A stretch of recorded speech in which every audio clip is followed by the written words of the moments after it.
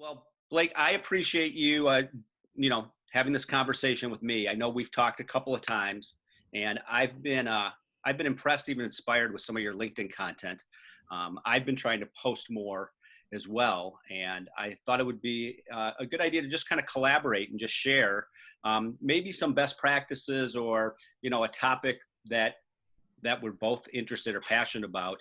I know we like connecting with people on LinkedIn and sharing value, but I know you've talked a lot about like selling yourself and ideas. But I was just wanted to get your thoughts on that. Yeah, no, it's great. First of all, thank you for all the kind words. It's been really cool because, in my mind, 6 months ago, I was just a nobody on LinkedIn. Literally, I had never posted.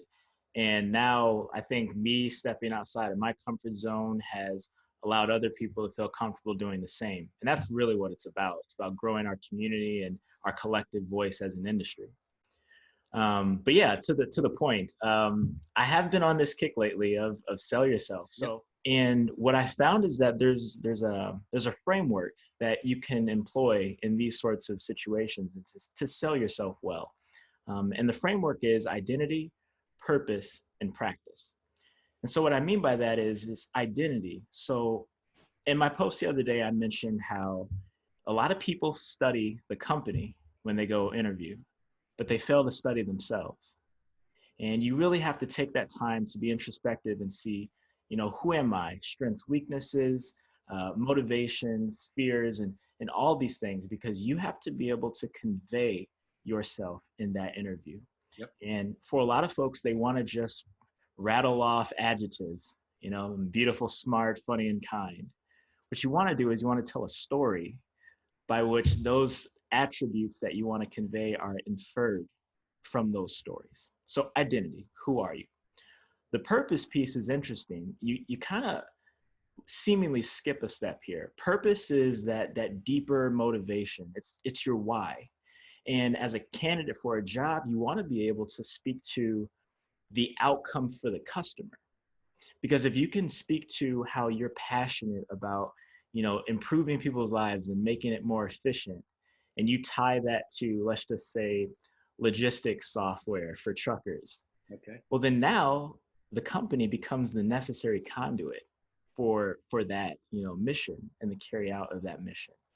And then lastly, to kind of wrap this up, you know who you are, you've established that, you've made clear your purpose, your deeper why. The last thing is practice. It's literally, what are those tangible skills that you either are pursuing or are going to apply in this role? So it ties everything together. This is who I am, and this is what I care about. And these are the skills that I want to grow at your company. And now you've done a couple things. You fit in because you know the language. You're speaking about the customer and the outcome, but you also stand out. You stand out from other applicants. You stand out from other candidates who weren't able to as clearly and concisely sell themselves. Wow. So you're helping candidates working with Victory Lab, talking about identity, purpose, and practice. But I've also seen you now. I was fascinated too on how you utilize LinkedIn. So it's clear to me, I hear you talking about your identity, purpose, and you're practicing more and more and getting out there. Are there specific steps you recommend for professionals how to use LinkedIn more? Like, you've recently been getting a lot more followers and a lot of engagement. So I've noticed you have very high engagement, a lot of likes, a lot of comments. Any advice on that? Yeah. Set out to start posting, it kind of goes back to that mission piece. Yep. I was in the mindset that Victory Lab is the premier sales education company. And so I say all that to say to a person, what is your motive for posting? Because if you go on there to get a bunch of followers and to build this following, you actually won't get it in all likelihood. What happens is you want to have that deeper reason why. And why that's important is for this second point. My first post got 2 likes. Like my first real post. I think I did one about like I got a new job, and that one's, low hanging fruit. Everyone's happy for someone with a new job. But that first post, I got 2 likes.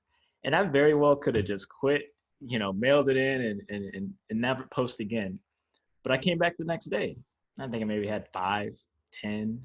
And so for those first couple of weeks, you're kind of in a obscurity. You know, a few people notice, maybe your friends and give you a hard time or something, but you know why you're posting. Remember, we had that deeper motive. Yep.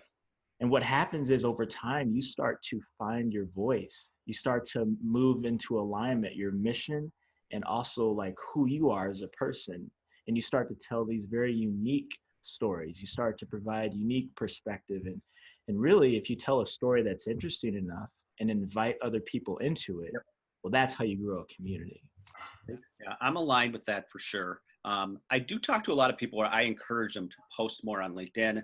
A lot of people will be like, I'd like to, I just don't know what to post. And they're almost intimidated and they're like, I'm not going to get to this level. And even though you shared you had 2 likes, do you have any advice for people on what should they post? You say, hey, be true to know yourself, know your purpose, practice, but sometimes they don't even know where to start. So any advice you have for people on what should they post or say on or do on LinkedIn? Yeah, I do. And I'm so glad you asked this question because I feel like if there's one thing I try and convey to people, it's this concept of overcoming that like imposter syndrome and that sense of what do I have to say that's new? Yep. I use this framework for this sort of answer. Everyone has experiences in life.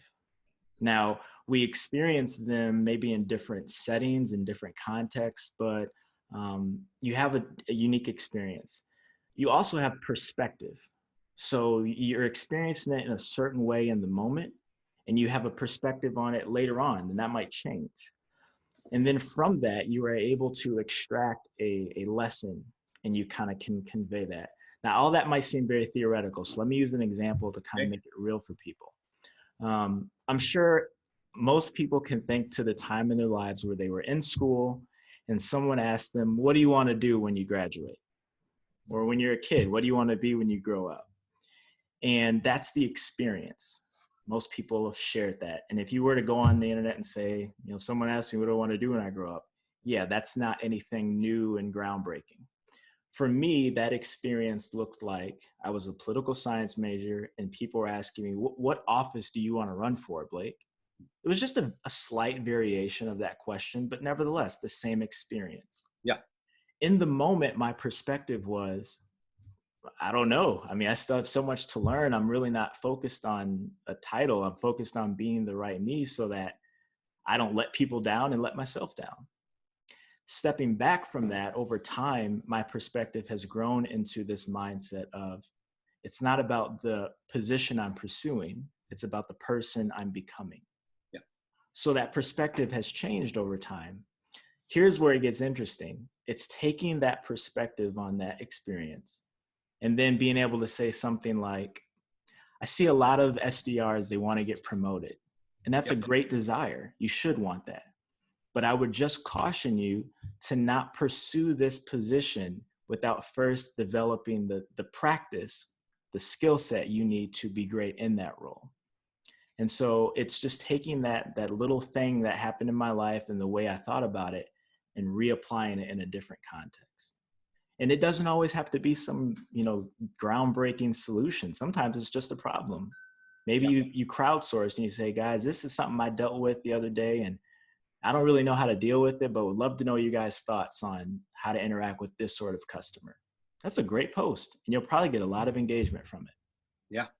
I know you talk or help a lot of SDRs, although I do believe that your content should influence CEOs, VPs, any levels. And I feel like, you know, you talk and having that growth mindset, I think is very important. So, well, all right, Blake. Well, hey, say hi to Brian, Ryan, and Keegan as well. I think you're working. I think it's also really important to work with great people. And I feel like the more you put yourself out there, you start attracting more people that think like you and share similar values and things like that. So, but anyway, Right. you're doing great work. You're posting great stuff. I appreciate the conversation. So, Thank you. Same to you. I'm looking forward to seeing more of your posts in the future. all right. Take care, Blake.